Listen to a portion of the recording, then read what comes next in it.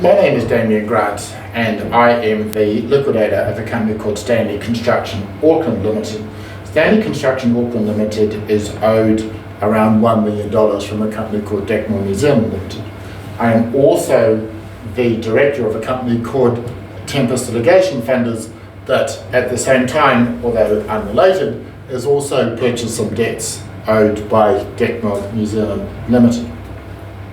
The reason why I'm talking to you today is that Decmil New Zealand Limited has gone into liquidation, and I want to talk to you, if you are a creditor in Decmil New Zealand Limited, which means that Decmil New Zealand Limited owes you money, I'd like to talk about that liquidation and why I want to change the liquidator. But first, some background. Decmil New Zealand Limited has been operating in New Zealand for a number of years, and they've had quite a bit of success, a reasonably large operation. They are 100% owned by Decmil Australia, and Decmil Australia is a publicly listed company in Australia. They have around $500 million worth of turnover, and according to the last report, something like $80 million in the bank. This is a large operation. Decmil New Zealand was placed into liquidation around 2 weeks ago, and the problem that I have is that Decmil Australia has decided to use a Perth-based insolvency firm, a gentleman by the name of Dermott McVeigh, who appears to be an accredited insolvency practitioner in Australia, although he doesn't appear to have taken any insolvency appointments in New Zealand prior to Decmil. So what are the problems with an Australian-based insolvency practitioner dealing with a New Zealand-based liquidation? Well, in some sense, none. I mean, a lot of the stuff that we do as liquidators, we don't necessarily go out to site. But Decmil had a number of sites. They had assets. There were physical assets that need to be resolved and taken care of. I'm not aware whether Dermott McVeigh has appointed a New Zealand agent or not. He has not communicated that to us. But even in a normal time, I would be uncomfortable about such a large insolvency where one of my liquidations, Stanley Construction, was owed so much money. I would be unhappy about a liquidator who is as much as 7 hours away, being based in Perth. And it's not just the 7-hour flight time that is a problem, it is the time zone. During the 8 working hours that we have in New Zealand, not much is happening in Perth. You would need to contact the liquidator outside of normal office hours, which is obviously a problem. So I'm not particularly happy about that, but in the current environment with the COVID-19 lockdown, it's actually Mr. McVeigh is unable to enter New Zealand. And even if he would, he'd need to be in a 2-week lockdown, and presumably he's not going to do that. So we have a Perth-based insolvency practitioner overseeing a large liquidation in New Zealand. We are talking, looks like there's over 100 creditors.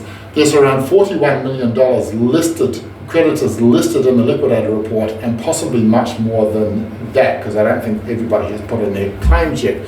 Our $1 million was not in the $41 million it's claimed. So for those reasons, I'm not happy, and I believe it is appropriate that a New Zealand-based liquidator administer a large New Zealand-based insolvency.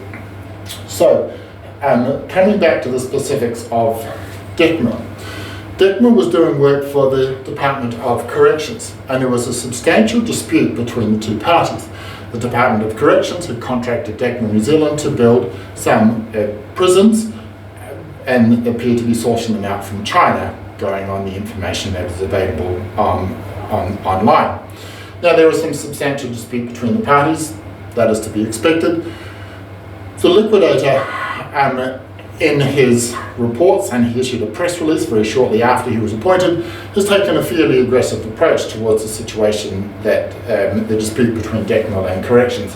Now, look, maybe that's appropriate. Maybe he is simply acting as the agent of that company, but I'm not so confident about that. I'm also very mindful that the liquidator hasn't mentioned anything about the potential liabilities of the directors. I'm also very aware that insolvency law is very jurisdictional specific. So the laws we have in New Zealand are similar, but by no means the same as those we have in Australia. The reckless trading laws, the pooling laws, all of the opportunities that may exist against the directors of Decmil you need to be, or I think we should have a New Zealand-based insolvency practitioner who is familiar with New Zealand-based laws, custom and practice.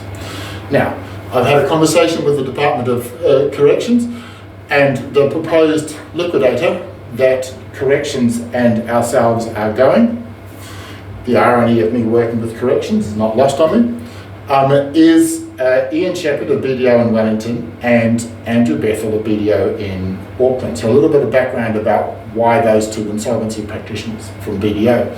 Andrew Bethel was involved in the Mainzeal litigation, where they achieved a $36 million judgment against the Mainzeal creditors, including a former Prime Minister. So these guys are clearly prepared to get in the ring and have a go if they believe there's a recovery.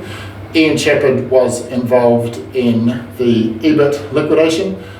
He was put in by the creditors, including with Tempest support, to replace the shareholder appointed liquidator, and has taken some fairly grunty litigation in the EBIT liquidation.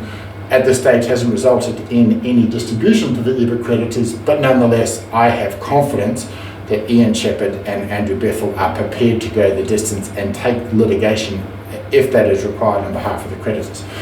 Now, if you support this cause of action, there's a couple of documents you need to fill out. There is a proof of debt form, which we will provide in the form below, and also a proxy vote. Now, what the proxy vote is, we have called a creditors meeting. So we have said to the liquidator, you are required to hold a creditors meeting. I don't know how the liquidator is going to get around this because he can't legally step foot in the country. Which is another one of the absurdities of appointing an Australian-based insolvency practitioner. But nonetheless, we've called the meeting. I'm asking for your proxy to allow us to vote at that creditors meeting. So if you can fill those forms in, email them back to us, and we will manage the paperwork with the Australian-based liquidator. If you've got any questions, feel free to email me on the contact details below, or Zelda Nichols from Tempest, and her details are also below. Thanks very much.